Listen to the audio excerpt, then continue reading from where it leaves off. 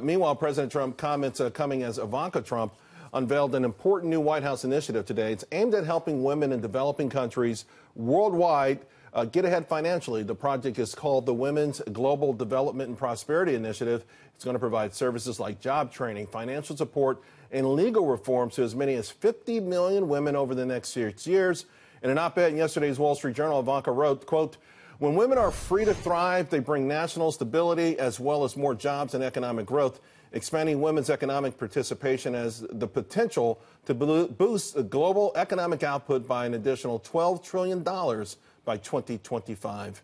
Joining me now to discuss District Media Group's Beverly Hallberg. You know, Beverly, I did not know that President Trump had a 2017 national security strategy to recognize women in their critical role in achieving global peace and prosperity. So obviously the administration has been working on things like this already behind the scenes. Yeah, and when you look at his initiative here, it's part of it is a national security initiative. So wanting to focus on improving the relations of people in countries that are very violent. I do think that we should fight for women to have the same opportunities that, for example, I have in this country to start a business. That's important. But unfortunately, while I think the heart behind this initiative is correct, I don't think it's the place for government to do this. And here's the reason why is when you do have foreign aid, traditionally, it gets into the hands of the wrong people, or it doesn't know how to meet the needs on the ground that vary very drastically from not just country to country, but city to city, from town to town. So while I like what they are trying to achieve with this initiative, sadly, I think it could do more harm than good. Well, then what about something like the Marshall Plan? I mean, that seemed to work pretty well. How do we help people in these other countries? And by the way, economically, obviously, we want to see these nations prosper. As the world's middle class was building out over the last 20 years, we saw the incidence of war and human poverty and misery actually decline precipitously.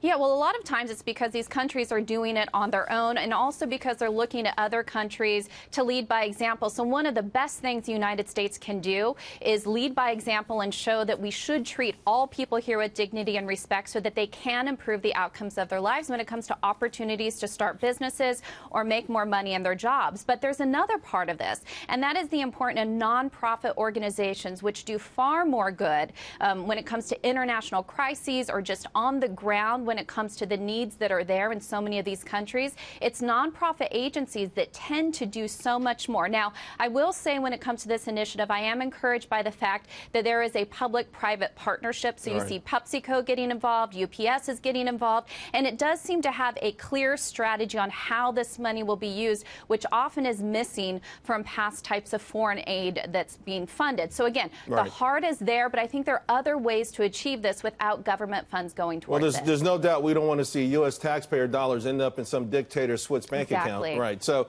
another woman who's got some economic ideas, Alexandria Ocasio-Cortez, adding some meat to the bone, if you will, with this new Green Deal.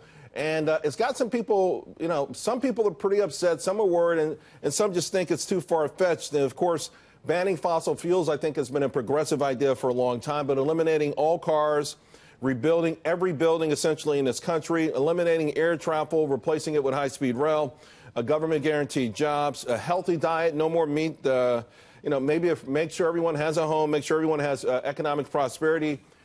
It's a grandiose utopian-type dream, and a lot of people are clinging to it and glomming onto it, Beverly.